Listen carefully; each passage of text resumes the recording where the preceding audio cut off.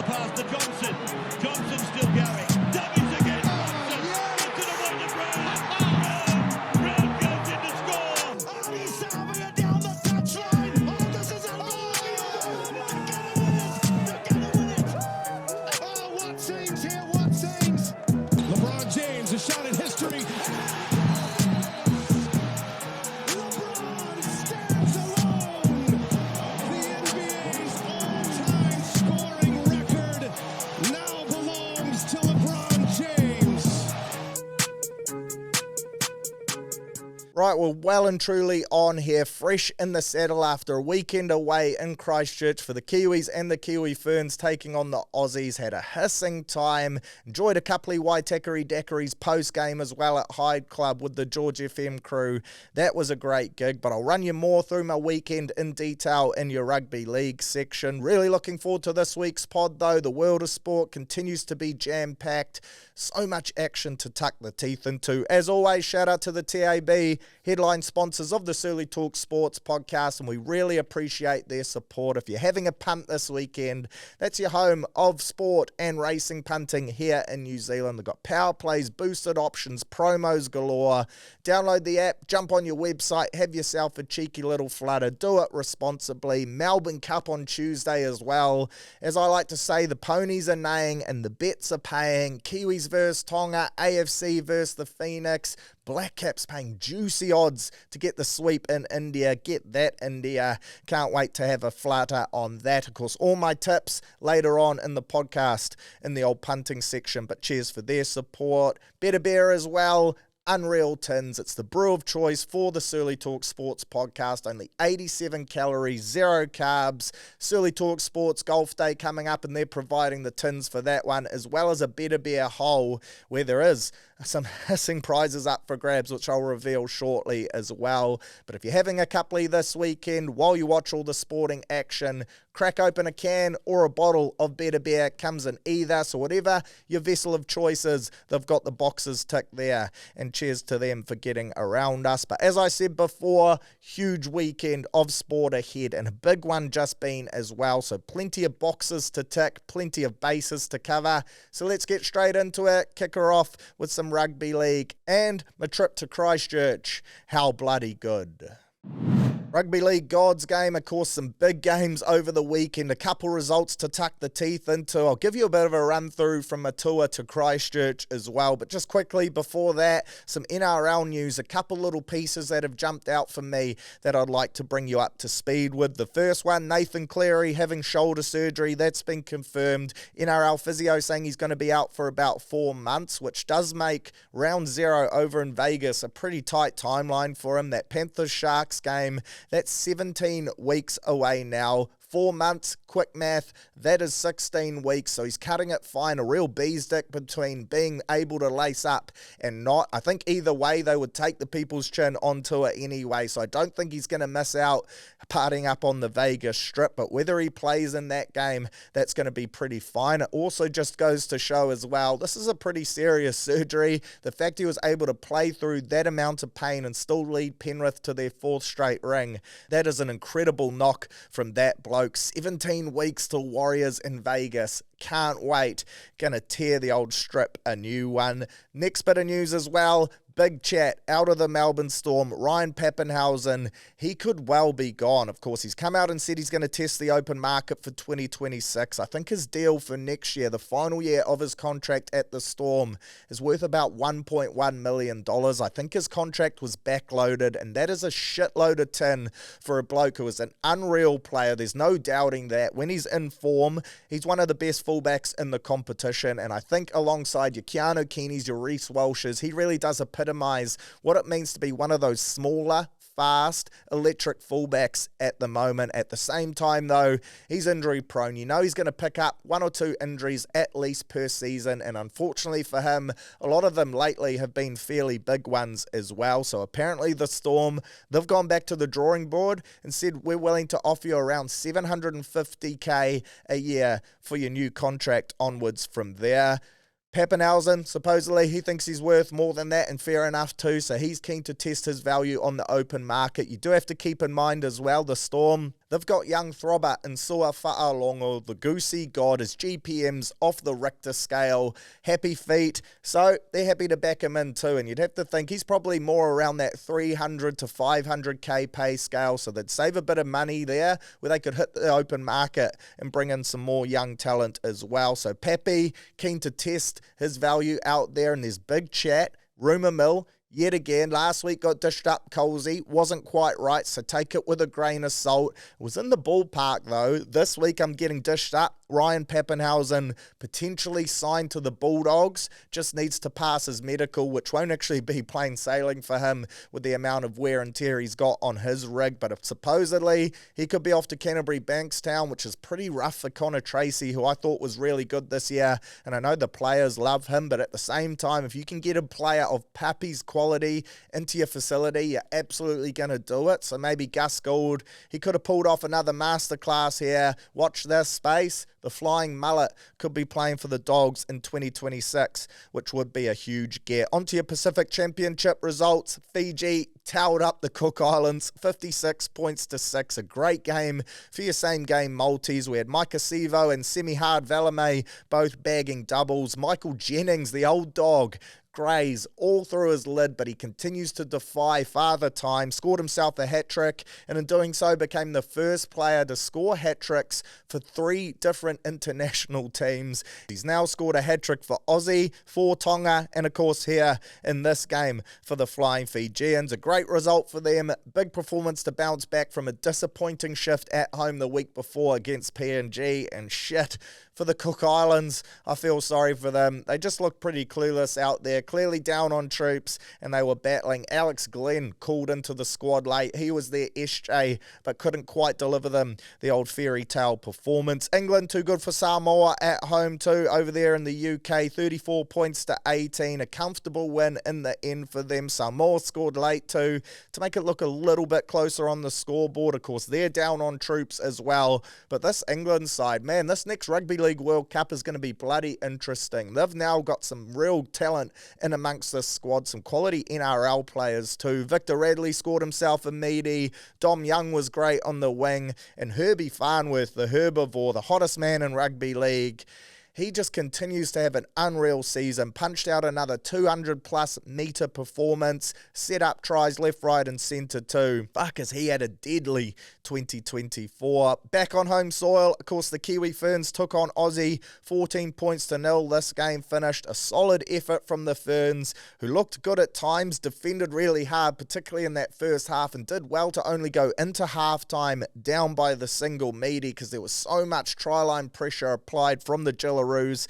but we just continued to turn them away. In the end, though, we just made some really poor errors on attack, on good ball as well. It looked like we lacked a bit of creativity in our halves, almost pretty similar to the Kiwis at time in that men's game. Then it looked like we fatigued late, and when you can bring on a Jess Surgis late in the game for the Jillaroos, she just skinned our outsides a couple times, and the Jillaroos capitalised on some pretty tired defenders. But overall, a pretty good first knockout from our ladies, and it was unreal to see the crowd at this game. Of course, I flew down to Christchurch with Lee and Tammy from George Sports. We got to be in the mixer, doing some stuff pre-game with some players as well, which was pretty unreal. Got hooked up with the media passes, so we were down on the field during the warm-ups, got the VIP treatment. She was a bloody good trip, to be fair. Flew down on the Sunday morning, flew out early doors on the Monday morning.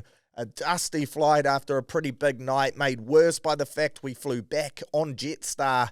Jeez, compared to Air New Zealand that we flew down with, she was worlds apart, it has to be said. But a great trip overall, and the Christchurch fans, shit did they get into it. Of course, there's been calls for a while now that they want to be this 18th team, the Southland Kias. Really not sold on the name, but in terms of the Christchurch and the rugby league community, it is absolutely there. The game sold out. They were queuing up before the gates even opened. Bums on seats for this Kiwi Ferns game. Every big hit, every unforced error from the Aussies. They were just well and truly into them. And you know it's a great crowd when they have to stop selling alcohol early, when they've sold out at halftime of the men's game. Plus they had to cap it to how many drinks you could buy because the fans were just well and truly tucking in. I think they were selling Jack Daniels by the can too, which is a recipe for disaster. But I really enjoyed this crowd. They were vocal, they were patriotic, they were giving it to the Aussies, and they really got around both the men's and the women's games as well. I expect the Kiwi Ferns to be much improved this weekend over in PNG. It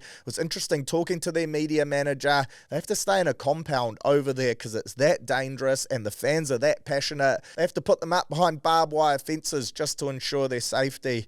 Sounds like a bit of a shit show, but hopefully the girls can deliver on the paddock in a game where they go in as massive favourites as well after the Jillaroos put about 80 odd on the Orchids just a couple weekends ago. And saying that though, I think with a few games together, this Ferns side still has the potential to go over and knock the Jillaroos off in Sydney in the final in a couple weeks' time. Then moving on to the men's game, I thought the theming was pretty similar, to be fair. 22 points to 10. The Aussies get their first win over here since 2012, and man did they celebrate too.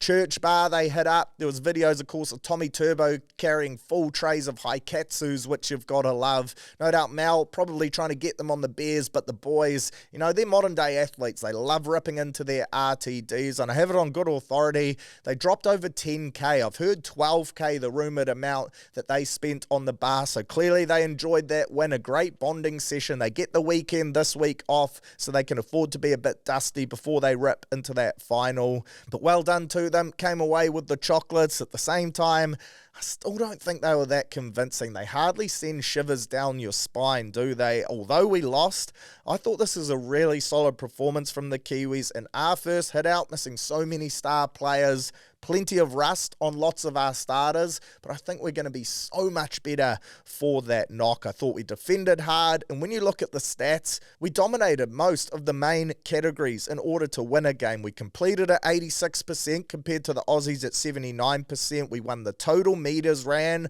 offloads, kicking meters, tackle breaks. We had less missed tackles and less errors.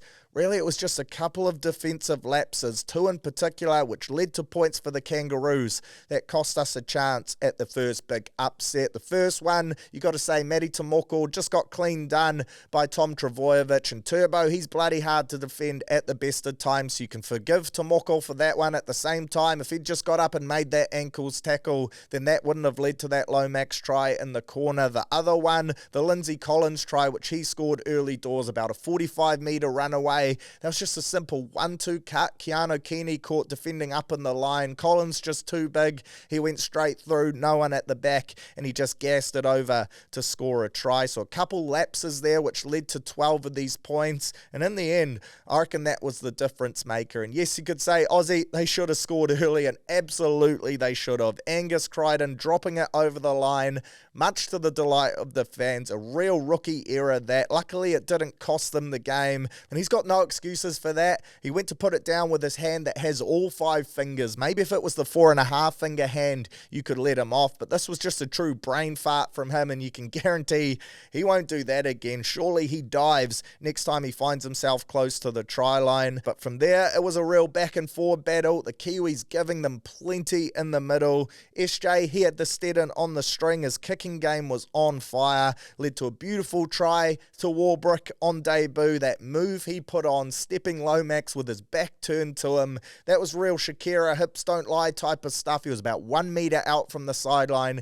There was no way he should have been able to pull that off, which is a bit of a cross against Zachy Lomax's performance, but at the same time, that was silky shit from the brick, which really did have me bricked up in the crowd. What a highlight that was. Probably the play of the game for me. Our other try, Jermaine Isako dotted down in the corner. A nice little netball pass there from Keanu Keeney as we went down the right side on attack. I thought it was a real shame Mitchie Moses scored in the 71st minute to make that a 12-point win, as I do think the game was a lot closer than that scoreline suggests. And I think now we have the chance to play 3 straight games. Of course, Roos last weekend, Tonga this weekend. If we can get the dub here, we advance into the final. I reckon that gives us the chance to establish some key combinations, get into a bit of a flow on attack, and that sets us up as a real chance to go over to Sydney and knock them off in the final. As I still think the Kangaroos, they were about a 7 out of 10 compared to where they could be, and there were opportunities there. If we'd turn them into points, we'd repeat back-to-back sets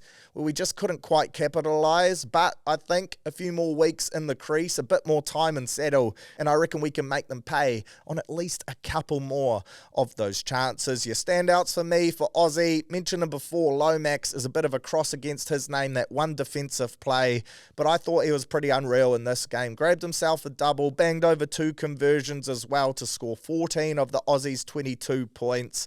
I heard the bloke saying he still wants to play centre, but surely he starts to realise now that he is one of the best wingers in the game. New South Wales and Kangaroos winger now at rep level. That is exactly where he should be playing. He's such a threat in the air too. I know early in the game, clearly their tactic was to put up high balls, get Lomax one-on-one with Keeney, and he pulled off a couple of the catches too. Luckily, Keanu just cut him down, but he was unreal. Over 200 running metres, had 68 PCMs, the most of any Kangaroos player, 4 tackle breaks as well. And it was interesting just watching him from the crowd. He really is the energy guy in this team. He's up and about off the back of errors. He's the one running in. Him and Patrick Carrigan appear to bring them the NO, and that can be underrated in a tense game. Often it's little things like that that help get your side across the line. So I thought Lomax was really good. Shit, did he cop it from the sideline when he scored too. He was lining up the conversion. The Christchurch fans, absolutely ruthless. There was one period there where Hudson Young was warming up on the sideline, and these kids must have been 7 or 8, just giving him F-bombs and C-bombs left, right and centre. You got to love that. That's what the home ground advantage is all about. I thought Tommy Turbo was really good. 14 runs for 190 metres, including that line break, which led to the Lomax try. I thought we did a great job defensively on the hammer, restricting him to only 62 metres. That's probably his quietest performance he's ever had in a rep jersey, but I thought Turbo was really effective, getting one-on-one with Matty Tomoko and racking up the metres. Paddy Carrigan, really strong in the forward pack, 158 metres off 15 carries. I thought Harry Grant was unreal, punched out 80 minutes with a try assist and had a game-high 55 tackles as well. Isaiah Yeo, that bloke, he's always at least an 8 or 9 out of 10. The skipper, he was huge, 53 tackles for only 2 missed. He is a rugby league machine. For the Kiwis, standouts for me, I thought there were multiple of them as well. On debut, man of the match, the little fella at the back, Keanu Keeney. What a year it has been for him. The Titans, he probably started the year for them as their third choice option on paper to wear the 1 jersey. AJ Brimson and Jaden Campbell probably ahead of him. He played unreal there all year though, and he's probably established himself now as one of the first names on their team sheet week in and week out. Earned himself Kiwi selection off the back of a solid NRL year and turned out an outstanding performance on debut as well. I just love watching him play. The energy and excitement that he brings to this game is unreal. Finished with 26 runs for 254 metres with 55 post-contact and 5 tackle breaks.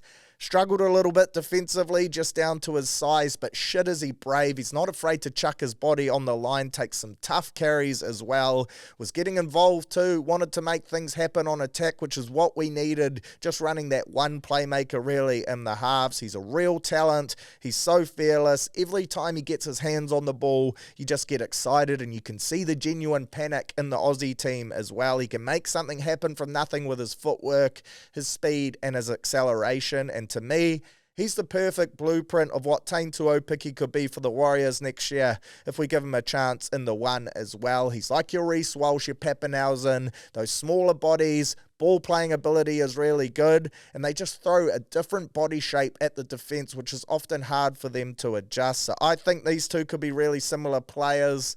What a debut from him, though. Extremely excited to see what he can do up against Tonga this weekend as well. Then, also in the back line, I thought SJ was unreal. His first Kiwis game in a couple of years, back from retirement, puts on a clinic, And yes, he hadn't been retired long, and I was sitting around a few people who were like, holy shit, how's Sean doing this? He's been out of retirement, first game back. You got to bear in mind, he's played as recently as a lot of the guys in this team who didn't play finals football, so it's hardly like he was out of the game for years. At the same time, though, he looked sharp on a really short prep. Didn't expect to be playing until, 10 days out from this first game.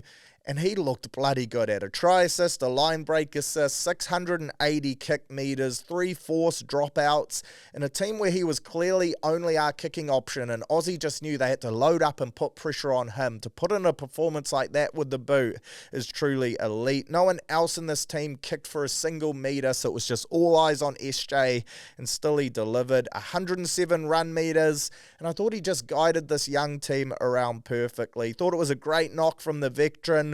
I cracked up too when Barnett flew up and tried to put that shot on Marata Niokore, and shout out to Marata too, who probably got the better of Mana Mitch in that collision, and surely Andrew Webster was just sitting at home thinking, fuck me, Barney. There's 14 guys out there with a Kiwis jersey on that isn't your Warriors teammate, and of all guys you decide to rush up and try and put a shot on Marata. Still, Marata wore it like a champ, and no doubt Mitch will be itching to get one back on him again if they do clash in the final. But SJ's face in the back of that collision when it happened, if you look at the clips, that look that he gives, I think that's a great indication as to why he retired. You can see he's just thinking, fuck that for fun. I'm happy to sit on the couch and watch that unfold in 2025. But SJ, a clinic from him, and we would have been well and truly lost without him in the 7. Will Warbrick, another who impressed for me on debut. 182 metres from 16 carries, 65 PCMs, a try, 3 tackle breaks, just the 1 error. I thought Aussie really tested both our wingers in the air with their last tackle options, and both of them really stood up. What a year it's been for the Brick too, the triple international. He's been massive for the Storm, and he was unreal for us here too. Then in the forward pack, man, did we have some big knocks. James Fisher-Harris, our skipper, what a beast. Watching him up close in person, the bloke is a unit. He just gives that aura of a leader and someone you want to follow into battle. He gives it everything every time he steps onto the field. As a Warriors fan, I was so excited watching him in this game. He's going to be massive for us, and almost the most pleasing aspect was no Moses Leota. His Bash brother wasn't in this game, and so often for Penrith, those two, they feed off each other so much. 1-2 punch, but Fish showed that he can still well and truly get the job done without him. Banged out 67 minutes, playing the first half all 40 minutes straight, no interchange. That is a massive workload for a starting prop. 121 metres, 13 offloads, always gets such quick play the balls, which allows us to get momentum in our sets too. 38 tackles made and non-missed. What a player the Fish is. Joseph Tapine, he punched out 148 metres off the best. Another big knock for him in the black jersey. Griffin Neem, old Gryffindor, I thought he went pretty well. And then I really enjoyed the performance of Nafahu White on debut. Came in to start the game, a late switch, and I reckon that was a great decision from Stacey Jones. 147 metres, 65 PCMs, 5 tackle breaks, 3 offloads, 29 tackles, no misses. I think he started the game at prop, or maybe he was a switch for Tapine and to go into lock, but between him and Fish, they made 67 tackles without a miss. You love to see that from your big boppers. White, 22 years old, of course, signed to the Roosters, 6'4", 106 kilos. He's got a big frame on him, and man, he's aggressive. He runs hard too, and he can also ball play. Born in Auckland. Geez, he'd be a handy get for the Warriors too if he ever decided that he wanted to come back home. Off contract at the end of 2026, he'd still only be 24 years old. Surely playing with the Fish has got him fizzed up to return to Mount Smart one day. So hopefully another big knock from him this weekend. And he could be someone that we look to target as well. Phoenix Crosland, old Wellington Phoenix. Wanted to give him a shout out too.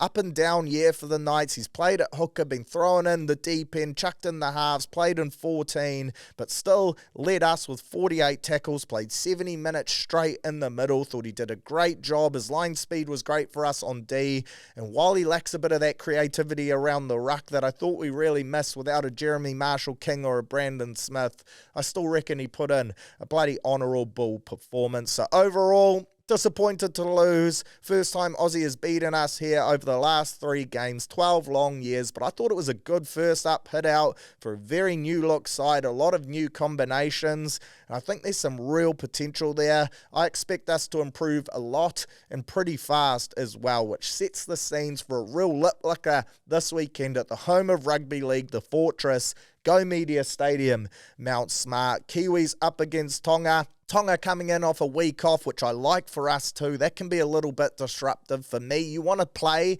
and then just keep playing at international level because the windows are so short. You don't really have time to fuck around.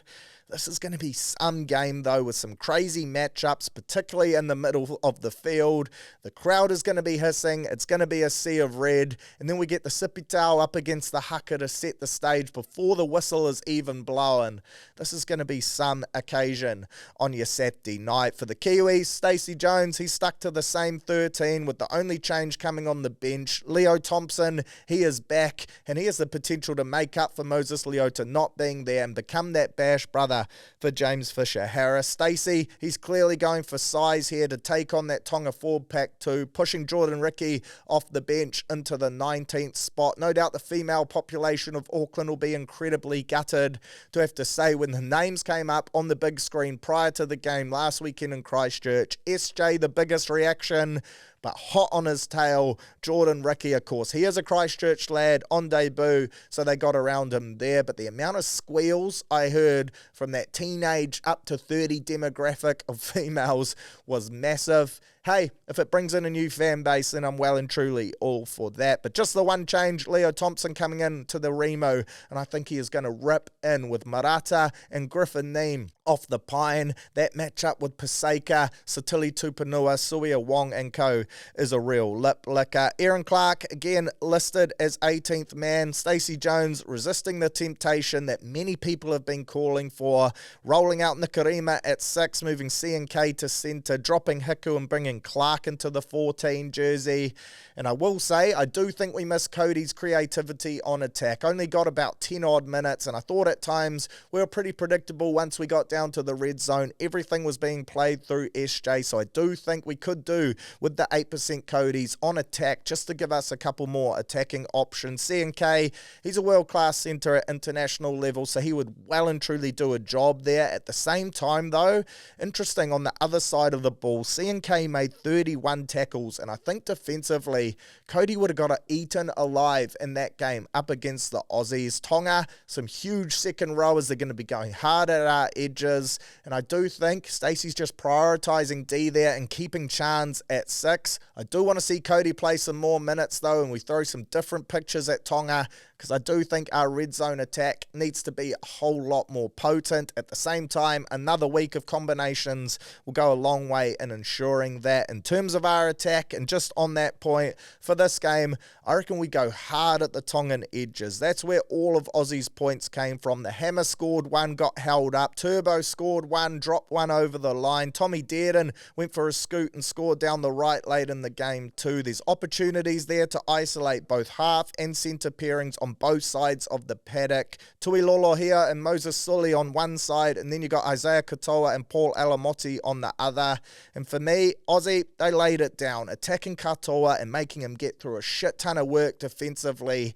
That is the smart play that we need to go with. He's their SJ, their dominant ball player. He'll do the majority of the kicking too. Aussie forced him to make 34 tackles, which is a shit ton for a half. And as a result, he made some real uncharacteristic errors. Put a couple kickoffs out on the full, put 3 kicks dead to dish up 7 tackle sets as well, and I have no doubt a lot of that came off the back of his defensive workload and the amount of fatigue that he was under as a result of it. He's only young too, so if we can go at him again and make him get through a shit ton of work defensively, send Fisher-Harris, Tapune, Thompson at their second rowers to try and get quick play the balls, and then go at Katoa and Alamotti or Lolohea and Sully on the other side, I think that's going to lead to massive success for us. on both sides of the ball. In fact, Alamoti and Katoa, they combined for 10 missed tackles against Australia. So surely we've been in the film room, SJ's been cooking up some wizardry, and we're going to throw a shit ton of shape on the edges,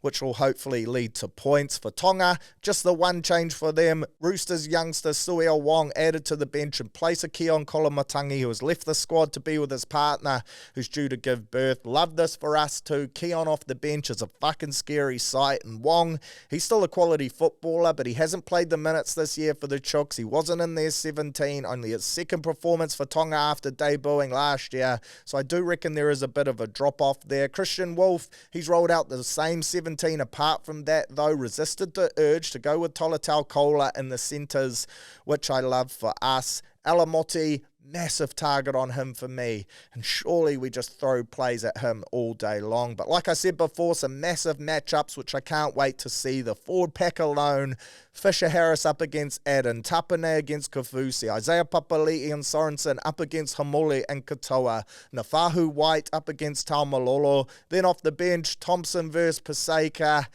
Good Lord, I can't wait to see some of the contact that we get dished up on Saturday night. This is going to be off its head. It's must-win territory for both teams. Winner of this will play Aussie in the final. The loser will probably play PNG in that eliminator next weekend. So you got to get the job done. We have a great record at home and at Mount Smart too. So hopefully that leads us a long way to getting the victory. It's going to be a sea of red, but I have no doubt there'll be plenty of passionate Kiwi fans there too.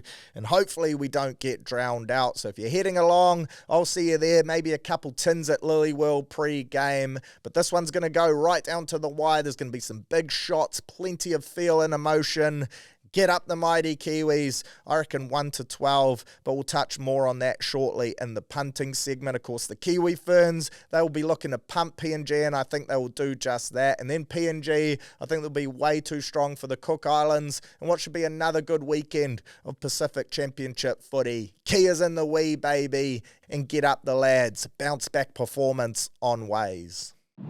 Congrats to the Wellington Lions, the 2024 Bunnings Far Cup champions, an extra time thriller. What a game that one was too, and it's bloody rare that you see these days. The two sides, they play each other twice in a year, and both games go to extra time. Have to say as well, 20 minutes for extra time.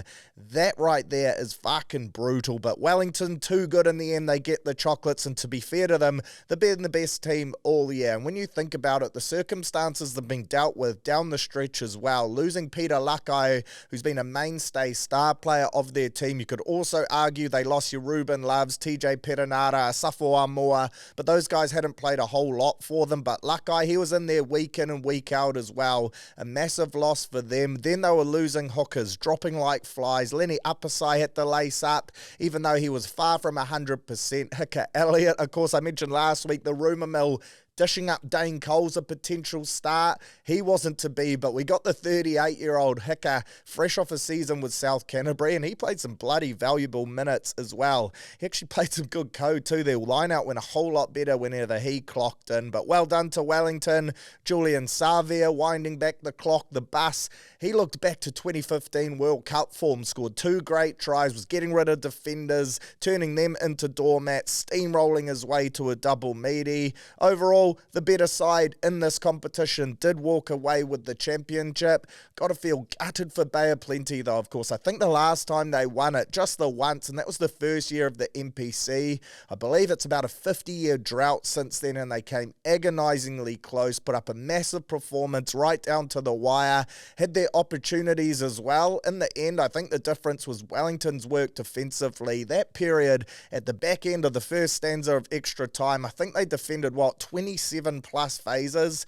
They didn't look rattled at all, and a lot of that for me comes down to the leadership of their skipper in Duplessis Karifi. How this bloke hasn't worn the black jersey yet at 27 years old, for me, that is just almost beyond belief. He is such a talented player, explosive ball runner, hits as hard as anyone in the competition. His work rate is insane. He's outstanding at breakdown time, and then for me, the biggest improvement has come in his leadership, and he is one of those players, plays on the edge, bench, plays with a lot of energy, fires out a lot of banter, but I think his leadership style has matured so much over the last couple seasons, and he looks like one of those guys that you really want to play for. You see him constantly motivating his teammates, getting them up. That bloke didn't stop for the full 100 minutes, and now he's won 2 NPC titles. He does link up with the All Blacks 15 for this weekend, but you'd have to think with Sam Cane calling it quits at the end of the year, he's got to be right in the mix with your Dalton Papali'i, Peter Lakai, Ardie Savea if they decide to move him back to 7, play Wallace at 8, but Dupe certainly doesn't look out of place amongst those names. I'd love to see him get a crack at the highest level.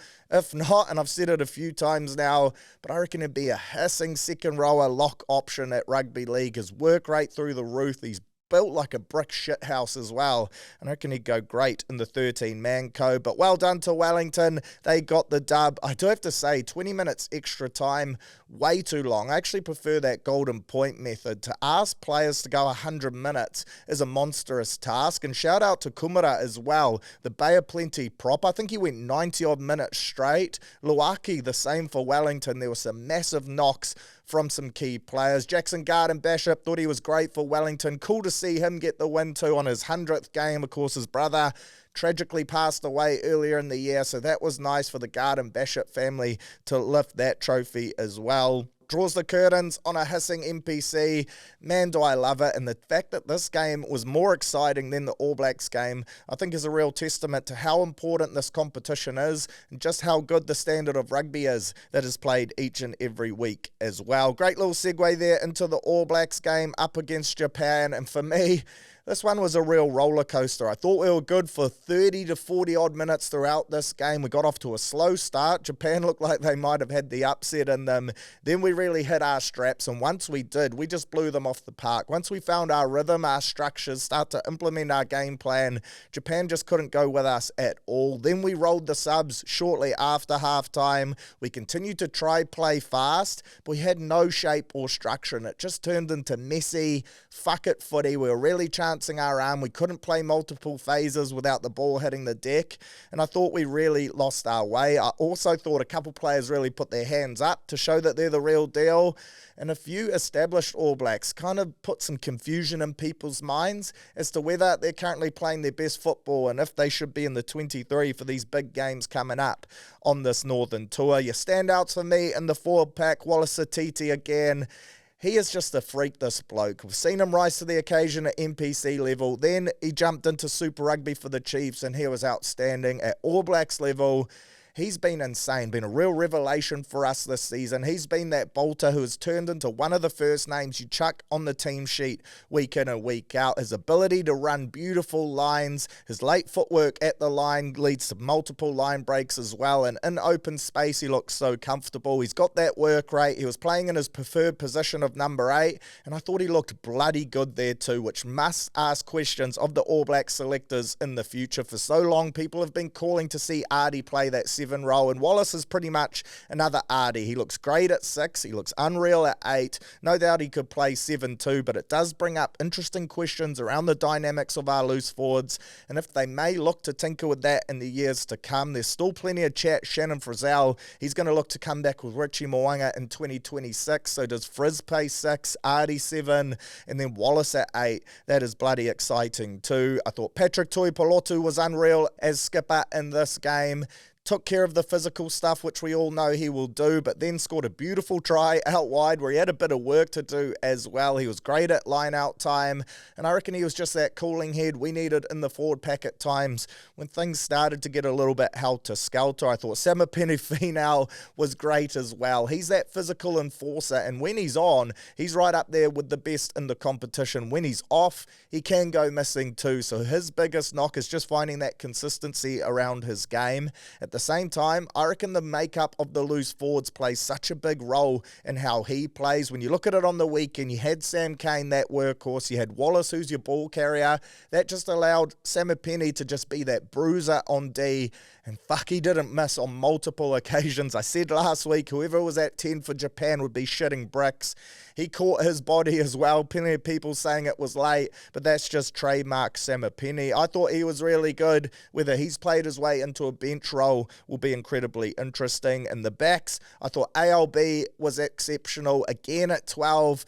I mentioned Patrick being that structured player who brought calm. ALB was exactly that for the All Blacks, and when he went off the field in the second half, I reckon that was part of the trigger that led to things turning a bit bloody hectic. For me, he's one of the unsung heroes of the All Blacks and has been for a long time now. So good at his key roles, he always nails them, and it's not often you see him turn out a less than 7 or 8 out of 10 performance. I thought he was bloody good here, vice skipper, and then I really enjoyed the impact of Ruben Love off the Remu as well. I thought he was bloody good, and to be fair, when I saw him sub on, I was a little bit pissed off. Once I saw that he was going to play on the wing, he's a 15. If not, he could probably play 10, and I reckon that's where the Canes will play him next year, but I'd never see him play on the wing. And straight away, I just thought, what are we doing? We're stitching him up here. We're setting him up to fail, chucking a bloke in at international level in a position that he's barely played. But shit, did he make every chance a winner. He's now got people calling for him to potentially be that Corey Jane type of hybrid. Ben Smith, who is a fullback but can play on the international level on the Sting. For me personally, I think if we want to go down that route, then Will Jordan on the wing, a bigger body to diffuse high balls, those box kicks on the wing. Ruben at 15 might be a slightly better makeup. I do love Will the Thrill at the back though, and that is his best position. I'm just sick of us turning fullbacks into wingers. I think we do have the talent to have specialist wingers out there. At the same time though, that 14 jersey is the one that is probably the most up for grabs in the All Blacks, and Ruben certainly showed that he can do a job there. I did see on his Instagram too, called out his PE teacher. He said that he would never make it, so clearly he's fueled by some hate, but I just love Ruben as a whole. He looks like a bit of an outspoken guy, confident but backs his own ability, humble at the same time. He's got that rare balance, and he's well and truly a throbber of the future. He's going to be wearing the black jersey for a bloody long time. I thought Billy Proctor was really good at centre too, but there were a couple moments there in his game that he does need to iron out. On attack, he's unreal, runs great lines. His distribution to set up his outsides is the best of any of our centres, I believe. But he got gassed a couple times there on defence, one-on-one, where it looked like he made a good read. The old Kieran Reid, nothing wrong with that. Shot up, ready to make a bootlace tackle, old bootlace Billy. But he just got done on the outside a couple times. And against an England or an Ireland where the quality of opposition shoots up, you can't afford to have moments like that in your game. And saying that, the only two opportunities he's had so far, Fiji and Japan, hardly your top dog nations. I want to see him be thrown into the fire against an Ireland or someone like that. I have a feeling we won't see him again though until we take on Italy, so it's hard to get a gauge of Billy at the top level. I still like what I see though, and I do back that he will take the learnings from that one and come out a better footballer there as well. In terms of your players that I think, not quite sure, put their hand up to the best of their ability, everyone's talking about him.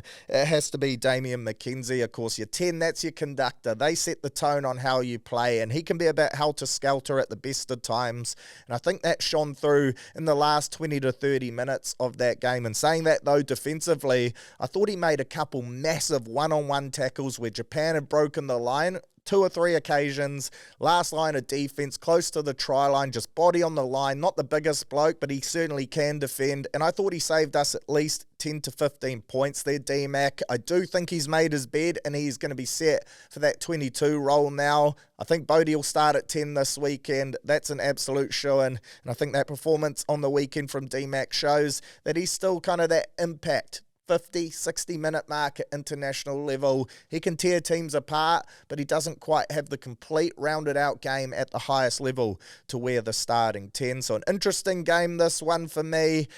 A real one where it got so messy at periods that it became boring, and I found myself switching off for large periods, so we're really going to have to step things up this weekend to take on England, and this is going to be a bloody interesting game. 4:10 a.m. Sunday morning, England, they've named their team Wednesday morning, love that. All Blacks on the other hand, they continue to piss me off.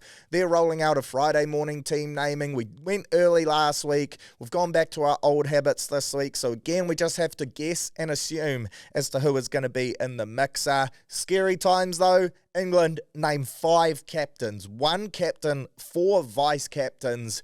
That right there is a recipe for a massive performance when you got that many leaders on the paddock at once. Shit, Razor, I'd love to see him come out and name 6 or 7 now just to really make a statement. But in all seriousness, this game is pretty intriguing for me. It's almost the reverse of when England came to us earlier in the year. It was our first test of the year. We were just starting to hit our straps. It was so much of the unknown. England now, they're coming in off a big break. In fact, I think their last test was actually their tour here. So the scenario is flipped. We're now the team that's been playing for multiple months. We've got some momentum, some cohesion. We're starting to build our identity around how we play.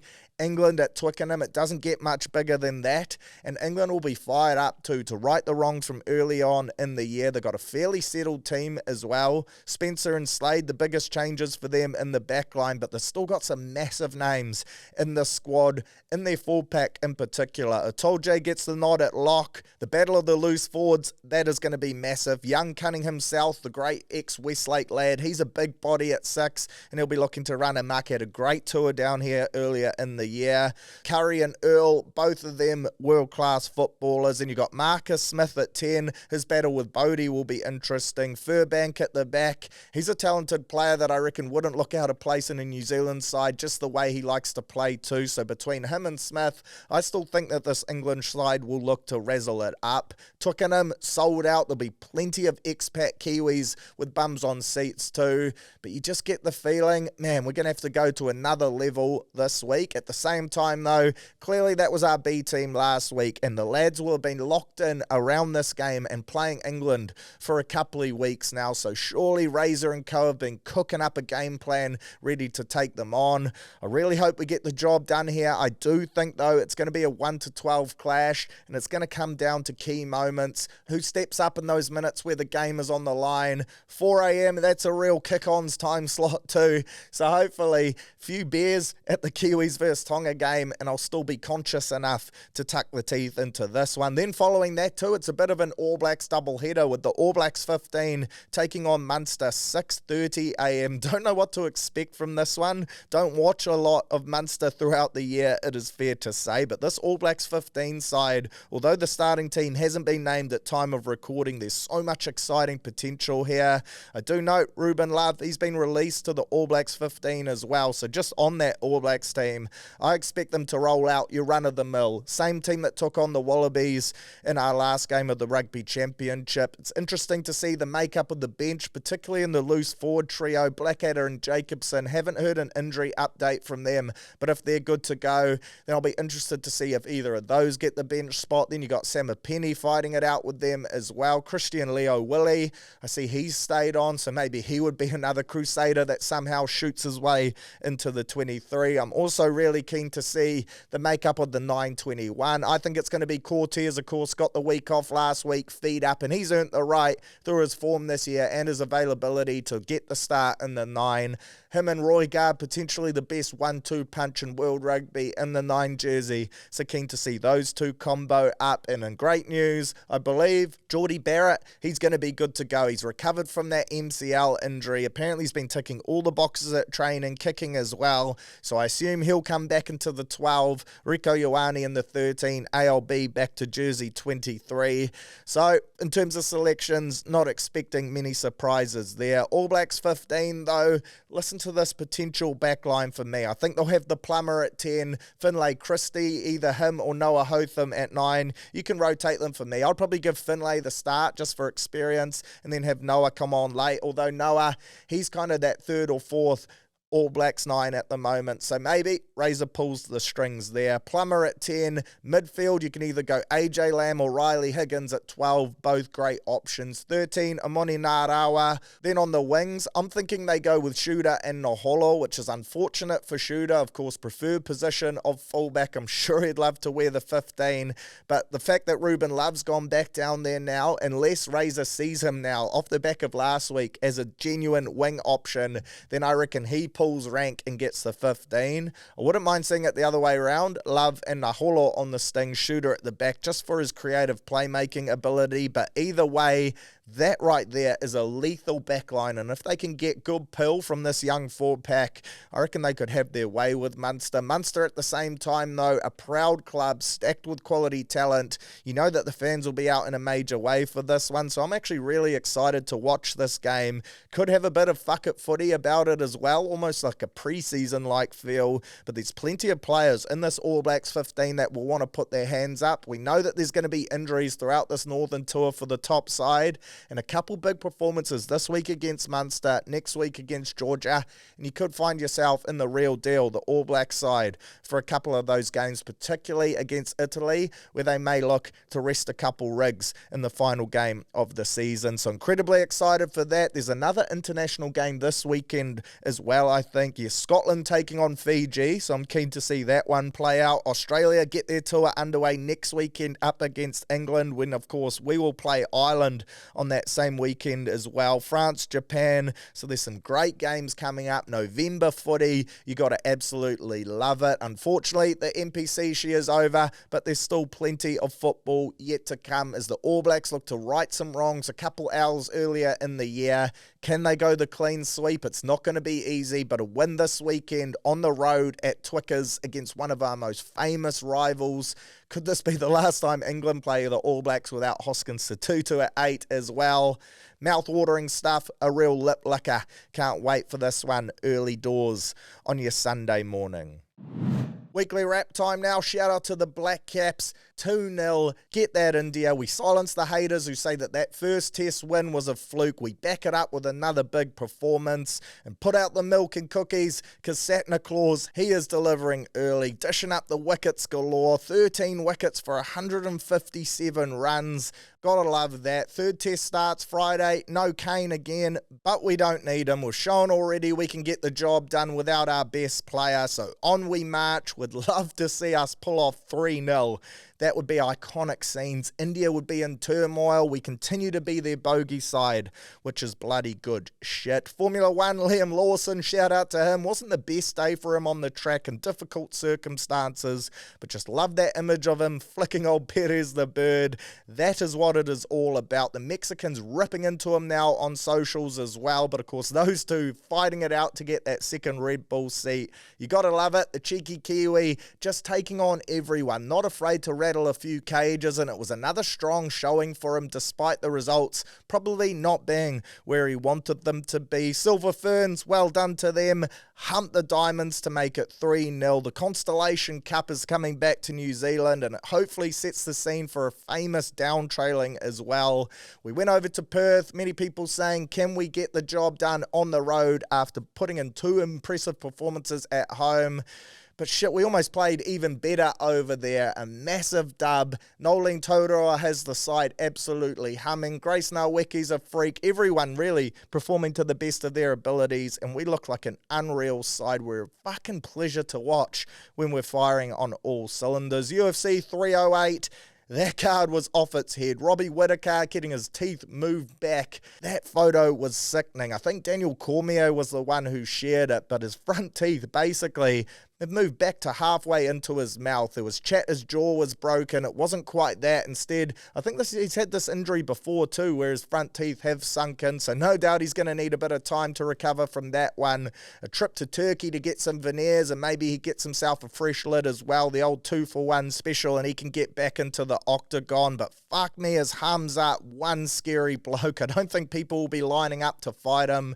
The first time Whittaker's been submitted, and it now does ask questions around where he goes to next, and if we'll be ready for that February card 312 over in Sydney, you probably have to rule him out. Then in the main event, Ilia Topuria, knockout of Holloway to take his record to 16-0. The bro is just so good. Lots of people like to hate him because he comes across as arrogant and cocky, but shit, can he back it up?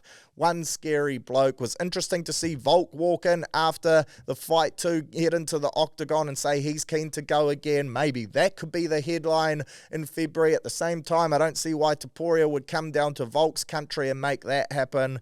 But let's watch this space. I think it's going to take a massive performance from someone to knock off Topuria, and I'm not sure if Volk has it in him, although if he could pull it off, it would be in front of a packed crowd of Aussies in Sydney.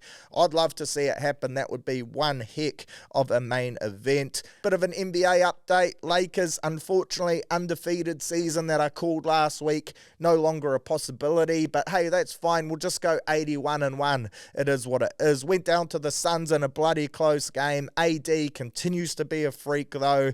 He's looking like he's an MVP candidate, that's for sure, and he's also pushing up his stakes to get Defensive Player of the Year too. I think JJ Redick, the impact he's had on this team early as a coach is massive, and he'll be pushing for Coach of the Year honours. If the Lakers can stay competitive and keep up this level of playing throughout the year, I think the Magic, they're looking slick too, a real sleeper. Paolo Banchero, what a performance from him. The first 50-point individual shift of the season this year. He looks like he's come back a bit more beefed up. He was quality last year, but he has the potential to be one of the most slept-on number one draft picks. And alongside Franz Wagner, Contavious Caldwell-Pope, Wendell Carter Jr., Jonathan Isaac, they've got themselves a team all right. The Magic looking sharp, and they could push themselves into title contention as well come the back end of the season if they can stay healthy. Speaking of title contention, the Thunder looking sharp. Them and the Celtics both undefeated so far. The Nuggets, though, they look in big trouble, really struggling for perimeter shooting. When you got Westbrook as your catch and shoot option, then you're well and truly fucked at the moment. I think they've got one win off the back of Joker just being a freak. But I'm really worried for them this year, and they don't have a lot of trade assets either. They could move a Murray or a Michael Porter Jr., but I'm not sure in the form they're in what you're getting back at the moment. They're in desperate need of shooting and depth, and I reckon they could potentially miss the playoffs, which is pretty crazy considering they've still got the best player in the league. And then finally, Starting 5, Season 2, been announced. That Netflix series, if you haven't watched Season 1, highly recommend it. Anthony Edwards, the star of the show for me, and that comes from a massive LeBron fan, but Ant, shit is he entertaining. I saw the other day too, I think he's now got 4 kids to 4 different women, so clearly he's ticking boxes off the court too. Not a big fan of condoms, that's for sure, but the Season 2 lineup has been linked. Halliburton, Shai Gilgeous-Alexander, and Jaylen Brown, your young up-and-comers, your young superstars for this series. Hallie, he went on that hissing run last year, so that'll be a great watch. Shai shot up into MVP contention as well. And then, of course, JB with the Celtics winning it and him getting MVP of the finals. Then he's going to be an interesting watch. And then you got Harden and KD as the older heads, and 2 blokes that don't have a great perception in the general public. KD, he's known for just firing shots, loves a bit of banter, great bloke, I reckon, but he's pretty outspoken and you don't know a lot about him. Same as Harden. You don't know a lot about him off court. He's been in some dramas, loves the Rippers by all accounts. Whenever he goes home to Houston, the strip clubs do a roaring trade, but I'm keen to get to know those 2 on a bit more of a deeper level and see a different side of them, so that's going to be a really interesting watch. No European talent in Season 2. Of course, we had Sabonis in Season 1, so I was thinking maybe a Luka. They'll be bloody hard-pressed to get Joker, but I'd love to see him on because he loves a punt, loves the ponies, so that would be a great watch too. But keen for that to come out. Speaking of basketball, break show rolling. Bet the Kings on Sunday, back home against the 36ers this weekend, taking on Montrezl Harrell, who's been going great guns. He's your MVP favourite at the moment. I think Parker Jackson Cartwright currently around 2nd or 3rd, but Montrez had a 30-plus, 16-plus board game on the weekend, and he's dominating, of course. Played a long time for the Sixers in the NBA, and he's probably too good to be down here, but enjoying his time, and I'll be keen to see him on our home court. Unfortunately, though, clashes with the same time with the Kiwis, so won't be there. NFL, lots going on there still. The highlight play for me, though, had to be that young safety just celebrating as if his team had won up against the Commanders. Then they pull off the Hail Mary. He suddenly realizes the play has started, reacts late, ends up being the bloke who tips up the ball that leads to the TD reception as well and costs them the game. A great example of never celebrate until the final whistle, and he looks like a complete idiot at the moment as well. Celebrating, taunting the opposition fans, and then you are the one that leads to the game-leading TD. That is fucking hard to come back from, and no doubt his teammates and the Chicago fans well and truly off him Hate to be him at the court session. He'll be copping a heck of a fine. And then last but not least, Melbourne Cup Tuesday. Some hissing horse racing this weekend from Flemington as well. But can't wait for the big one Tuesday. I've booked myself an early round of golf. Going to play that into full time, watching the races there. So if you're around in the Auckland region, come get stuck in. There's some specials as well on the day. We can ride home some ponies. Hopefully pick out a couple winners in the race that stops two nations. Should be some great stuff. The ponies are neighing and the bet slips are paying, so come get around it. Q&A, and I think that's 2 weeks in a row now where I've remembered to throw up the question story on my Insta, so I'd just like to give myself a quick little pat on the back there, but we've got a few to tuck the teeth into, so let's rip straight into those. First one comes through from Taylor, who says, November 1 deadline soon. Who do you want the Warriors to target for 2026 realistically? Leo Thompson has to be the top of the list for me. Him and Britton Nikora were probably right up there, but unfortunately it looks like Britton is going to extend with the Sharkies offering him a 3-year deal, I believe. So perhaps he goes out of the picture. Leo Thompson, I see the Dogs and Raiders confirmed as the favourites to land him. I haven't seen the Warriors' name being thrown up, but I'd love to see us chuck our hat in the ring there. Mentioned Nafahu White before, but of course he is still signed. I do think we do need a 7, but at the same time I think Metcalf, if he can be healthy, has real potential, and I do like our young 7s coming through the grades as well. Would love to see us go after like a Jerome Hughes or someone like that, but the chances are thin. Dylan Brown is always a name that pops up because of his contract and how favourable it is at Parramatta as well, but I think top of the list for me, if Britton Nikora is unavailable, has to be Leo Thompson. It just looks like at the moment Doggies and Raiders the favourites to grab him. I actually do think he will leave the Knights too, which is going to be an interesting situation. Ronaldo Mulatalo, another one which keeps popping up too, but I think if he does leave the Sharkies, it's probably to go back to Brisbane. He keeps saying he's homesick, and that's the city that he regards home despite being born in Auckland, which is a bit of a kick in the dick. Are the Timberwolves winning the NBA? Realistically, I don't think so, although they are one of your contenders. Anthony Edwards going great guns, of course. Losing Cat, that put a bit of a cat amongst the pigeons, excuse the pun there, but Dante starts to get into his work now. If Julius Randle can put in performances like he did in his last couple games, then they'll be in the mix. Nasri getting improved minutes, so they will be there or thereabouts. I just think at the moment, Celtics, Thunder, they look the best two teams. Suns look sharp too. And there's just so many good rosters at the moment that I think the T-Wolves for me, they'll be there or thereabouts, but Ticks and OKC going to be bloody hard to beat. Next one, when are we golfing next? That comes through from Nathan Stockman. Hit me up, horse. Always keen to play, especially out there at Middleway. Get the old Ortex Warriors carts out. Can't bloody beat it. Session says, who's your All Blacks 9 and 10? Assuming that's for this weekend. I think they'll go with Cortez at 9 and Bodie at 10 with Cammy Roigard off the Remu, D-Mac off the bench as well. And I think that's a pretty good punch at the moment. I do think after a couple of weeks and even as soon as next weekend up against Ireland, we might see Cam Roigard get the start and Cortez off the bench, which I think actually suits the dynamic a bit better. Cortez bit faster up against the tiring D. I reckon he will run amok for sure. Joshua Andrew says, where is Jordan Ricky?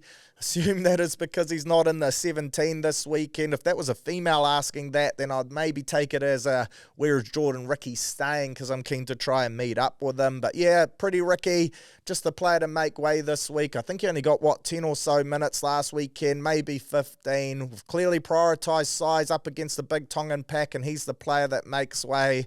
I think it's the right decision too, just with the dynamic and makeup of our bench. You need Leo Thompson back there. Murata, he can play second row or prop, cover the middles, and then you got Griffin Neiman and 8% Cody's. So unfortunately for Ricky, it was cool to see him debut last weekend, but I think he's that fringe guy at the moment, him and Aaron Clark, so he just misses out on making the team. And then your final question, AFC against Wally. The Port is taking over Mount Smart, and actually fucking forgot to mention them in the weekly wrap. Couldn't believe it. AFC undefeated, iconic scenes. The Port just continue to deliver. This weekend we get dished up that New Zealand Zealand derby. Can't wait to watch that one. I really hope AFC go down there and pull it off. Great to see Auckland and Wellington 1 and 2 on the ladder as well. First road trip for the AFC, the port on the road. Keen to see how many fans show up. And again, I just keep licking my lips at the thought of that December 7th matchup at Mount Smart. But the New Zealand derby, would love to see the fans get stuck into each other. No doubt the players will be up for this one too. Plenty of hype and chat around it. I'm predicting a draw here for this one, unfortunately. But hey, that double chance market, also a good shout. And momentum is a crazy thing. AFC rolled down full of confidence. If they could pull off the win here, that would be a massive up yours. And shout out to the Phoenix as well. Incredibly smart shit from them last weekend. Flying that plane over. A big up yours. The first real blow in what is going to be a real exchange of punches ahead of the game this weekend. Can't wait to sink the teeth into that one. So cheers again for your questions as always. Looking forward to next week. Make sure you jump on Wednesday morning, Surly Talk Sports Instagram, fire them through. Always love hearing from ya. Fire up the TAB, or if you're listening, you don't have access to your phone or the internet right now, get out your pen and paper, start jotting down your tips, because it's time to get green ticks on bet slips for this weekend's action. Many options to punt on again. The world of sports keeps dishing up lucrative investment opportunities, so let's cover them off. We'll start with England versus New Zealand in the Rugby Union, early doors Sunday morning. England going underdogs at home at Twickers, $2.25. The All Blacks $1.60 favourites. Your line is 3.5. Rugby Union points. Total points market 52.5. The best back there is your overs, surprisingly, and your best backed winning team and margin, All Blacks 1-12. And I think that's fair. To be fair, that's where I'll be spending my hard-earned cash. I think this game is going to go right down to the wire, and there's not going to be a lot between these two teams. The fact you can get $2.70 for the All Blacks 1-12 is great buying. Also, don't mind England on an alternative line of, say, 7.5 points just to get them outside of that converted try market. But I really do hope the All Blacks, now off the back of momentum, few weeks together, or few months together I should say, England coming in a bit fresher, hopefully now we've got the runs on the board in order to get the win in this one. Your try scorer market's not up at time of recording, but Will Jordan, Adi Savia, both great options for me. And then I also like late, if he is on the bench as I suspect, a live bet of Cam Roigard to come on at around the 50th or 60th minute mark and dot down for a media. I think he's played 8 games this year and he scored 7 tries. Loves scoring. He's a try scoring 9. Bagged one on the weekend. Almost had a double or a triple. Multiple occasions he was just brought down short. So I like those bets. Also Caleb Clark as well if you're rolling out a 3-leg same game multi. Remember as well with that promo, if that misses by 1 bet, you'll get your money back as bonus cash. Best bet for me, though, All Blacks 1-12, $2.70. Ride home the old Patriot bet. Then jumping across to the Rugby League, plenty of options to get on here. I really do like PNG on that minus 18.5 point start up against the Cook Islands. I can't see a world where the Cookies get closer than this. Of course, PNG towed up Fiji. Fiji just put 50 on the Cookies last weekend. The fact that the line is 18.5 is pretty bloody crazy. And you can get that for $1.90. That is well and truly going to be my bet of the week this weekend. And I reckon you can load up on that one responsibly. It's in PNG as well. So all the markets suggest that this should be a day. Then jumping across to New Zealand versus Tonga. Unfortunately, at time of recording, market's not up for your try scorers. So all we've got here is your margins and your total points and your lines. New Zealand $1.46 favourites. Tonga paying $2.75 Rugby League cents. I am surprised they're that much of the underdogs. Your winning margin, best back, Kiwis 13 plus at $2.60. 1-12 is $2.85. Tonga 1-12. $3.80 and 13 plus is playing 7s. Interesting to note though, the last 3 times we've played Tonga at Mount Smart, we've won by 20 or more points. So maybe that Kiwis 13 plus being your best back to $2.60 isn't that crazy. I saw enough from Tonga though in that first game to suggest that defensively for the majority of the game they can be pretty locked in and points won't exactly come easy. The Kiwis will win 7 of our last 8 games on home soil, which is a great stat for us. The line here is 6.5. Tonga, maybe you get on them to cover that. But I do like the Kiwis 1-12 as my best bet there. And of course, head-to-head at $1.46 is always a smart bet for you. Anytime try scorers, as I mentioned before, I think we target Katoa and Alamotti all day long, which has me thinking Isako is a great bet anytime. He'll probably be your best backed in all honesty. So getting on him first, second or third try scorer is also a great play. And I do think Matty Tomoko, although he struggled defensively last week, he's great on attack. I think he almost ran still for 200 odd meters, and he's powerful, got some great feet on him, and he's quick, so I don't mind jumping on him either. Keanu Kini out the back of shape is also a nice option, but my best try scorer, insane in the old Jermaine Isako, and getting on him first, second or third for some extra juice. For Tonga, Hamole Olakawatu punching down off a down line is a great shout. I reckon you could get on him. For me, he's probably the best pick of the Tongans. They've got some strike out wide. Daniel Tupou, Sione Katoa, Lehigh Hopewadi out the back. But I do think they're going to look to target us on those edges too. So Homole, probably at some juicy odds, is a great shout there. My best bet though, Kiwis head-to-head. Kiwis 1-12, insane in the Jermaine to dot down for some meat. In terms of the Kiwi Ferns too, odds not up at time of recording, either for head-to-head or for your try scorers, but I reckon get on Mele Hufanga, 2 or more tries. Not sure it'll be paying a crazy amount like you might think it will be, but of course, Jillaroos 82-0 the other weekend. We're going to pile on the points up against the Orchids, so you want to get in on that action. Thursday, NBA, big slate for you to punt on if you're tuning in early doors on your Thursday morning. Hornets, I like them to beat the Raptors. LaMelo Ball, he's running amok at the moment. I think the Hawks will beat the Wizards as well. 76ers should be too strong for the Pistons, $1.50 favourites there. Cavs, Lakers, that's an avoid game for me. Pacers versus Celtics. Celtics just look so good at the moment. When you got that starting five, plus you can bring on a Peyton Pritchard, who at the moment is playing like the sixth man of the year, then you got to back them in. Heat versus Knicks, that'll be a bloody good game, probably an avoid there. Magic, I like them to beat the Bulls. Thunder to beat the Spurs. Clippers should be too strong for the Blazers. Man, is there some games on that day to get around. You can form yourself a nice little multi there for your NBA action before you even get into your single player props, which is big fizz. Test match cricket, the Kiwis, Black Caps, $4.60 underdogs despite being up 2-0. I am well and truly going to chuck a cheeky tenner on that responsibly, because that is worth a cheeky little flutter on. That is for sure. I can't work out how the bookies have come to those odds, but I'm well and truly happy to snap it up. Of course, India, they'll be wanting to save themselves the embarrassment, but momentum is a crazy thing. So is confidence. No Kane Williamson, but we didn't have him in the last game.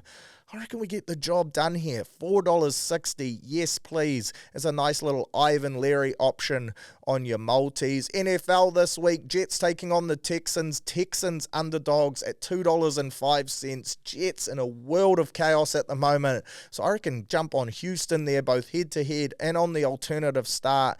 Get around them. Also some great running back options this week to jump on for your anytime touchdown scorers. So on Monday, when those games get underway, log in on your Sunday night, combine a few running backs and receivers into a multi, and I reckon you'll get yourself some nice odds. For your Monday games, I like the Commanders to beat the Giants. I like the Ravens to beat the Denver Broncos. I'm going to back in the Saints to beat the Panthers, the Bills to beat Miami, Philly to beat Jacksonville, and then I also like the Lions to beat Green Bay, unfortunately for the Green Bay, but great for my Detroit Lions futures bet. Hopefully that gets up. I like the Vikings to beat the Colts, and then KC just continue to beat KC, so chuck them in to beat the Buccaneers as well. Then finally, in your A-League, the one game for me, Auckland FC up against the Wellington Phoenix. Down in Wellington, of course, for me, the draw screaming out $3.50. I'm going to jump on that for sure, and then I'm also going to jump on the double chance of the AFC or draw option at $1.55. The fact we're 275 underdogs